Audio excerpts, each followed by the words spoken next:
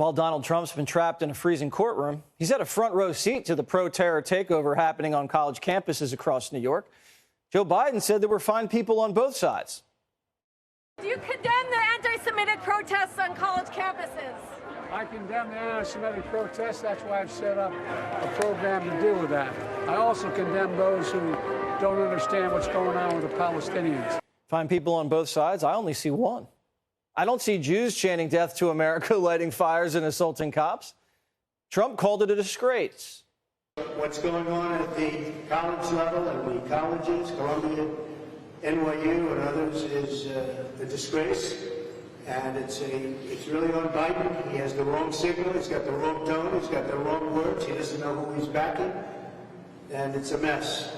Democrats across the country showed how weak they were in 2020 when they let their cities and states burn at the hands of BLM. Now Biden's in the driver's seat, and these radicals know that no one's going to hold him accountable.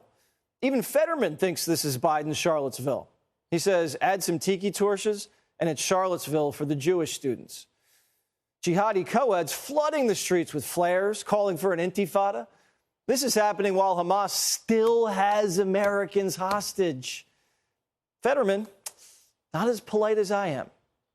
It's completely reasonable to want a ceasefire or to have a different view on that. Absolutely, that's a democracy. But it is not appropriate or legal, or it's helpful to advance your argument if you show up in a Starbucks with a bullhorn and start yelling at people, and that doesn't make you noble, it just makes you an asshole.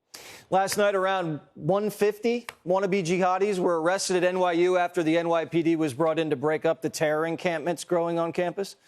But the students and faculty, yeah, there's faculty there, didn't go peacefully.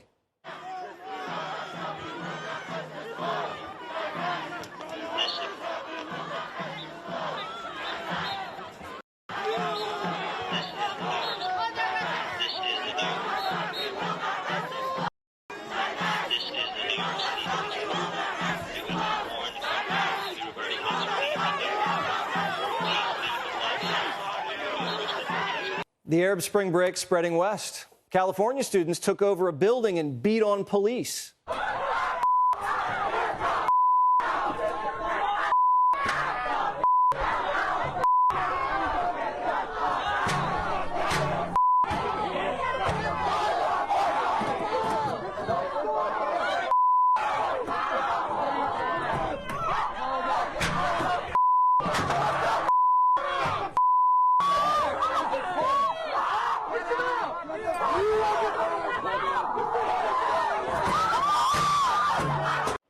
These protests morphed from Democrats' Charlottesville to their very own January 6th in just a matter of days.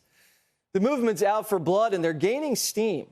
But Primetime's noticed something interesting about the makeup of these protests. A lot of women. We find it surprising. Hamas rapes women, kills babies.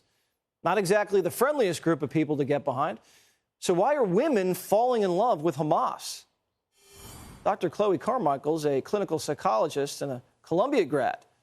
She joins me now. So, doctor, why do we see such a strong ratio of women to men in these pro-Hamas protests?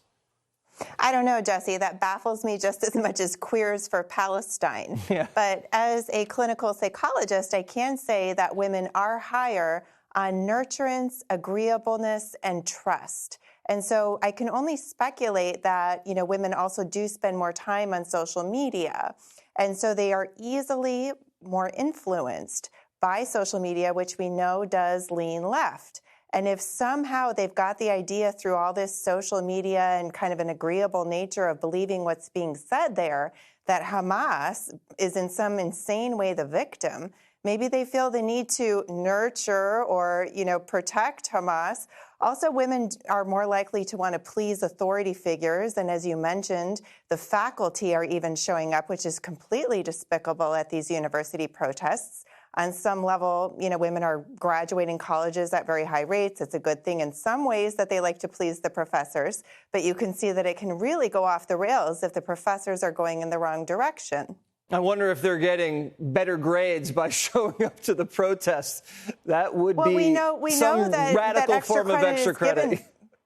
Exactly. Well, we know that extra credit is given for showing up and doing, quote, activism. And again, these are the same women that freak out about toxic masculinity if a man spreads his legs too wide when he sits down on the subway, and yet, they're out there chanting about Hamas. I think what also has happened is that women have sort of clicked into this oppressor-oppressed mentality, and they somehow see themselves as adjacent to whatever group, they're being fed as the oppressed group. And that's why, again, it baffles me, but you can have women that are going to, call the police if somebody misgenders them, and yet they'll also show up at a Hamas rally. It's baffling. Yeah, you say women want to nurture. What about us? Men like to be nurtured. Exactly. Well, but the thing is that women are no longer allowed to go and nurture just, good old-fashioned American men, because those are labeled as toxically masculine, right? And then with spending all this time on social media, which we know does lean left. Yeah, well, what can we say? Not the Jesse Waters Primetime Instagram account, which you should check out. I highly recommend it. Will do. All right. Dr. Chloe's a good one, too. Dr. Chloe, hit it up. Thanks so much.